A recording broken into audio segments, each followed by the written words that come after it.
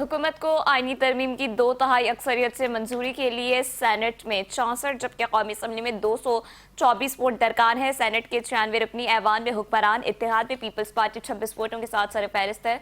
मुस्लिम league नून 21 वोटों के साथ दूसरी बड़ी हुकूमती जमात है। MKM और ANP के 3-3 अरकान मौजूद हैं। नेशनल पार्टी, मुस्लिम लीग काफ और 6 आज़ाद अरकान भी हुकूमत के साथ हैं। हुक्मरान इत्तेहाद को मजमूई तौर पर 65 अरकान की हिमायत हासिल है, तो दूसरी तरफ तहरीक इंसाफ के 22, JUI के साथ MWM और सुन्नी इत्तेहाद काउंसिल का एक सेनेटर अपोजिशन का हिस्सा है। सेनेट में अपोजिशन के अरकान की तादाद 31 बनती है। कौमी असम्बली का ऐवान 336 अरकान पर मुश्तमिल है। 10 नशिस्तें भी आपको अपडेट करें और बताएं कि हुकूमती तरमीम जारी है और 2/3 अक्सरियत से आपको बताएं कि इत्तेहाद में शामिल सबसे बड़ी सियासी जमात पीपल्स पार्टी के 74 अरकान हैं।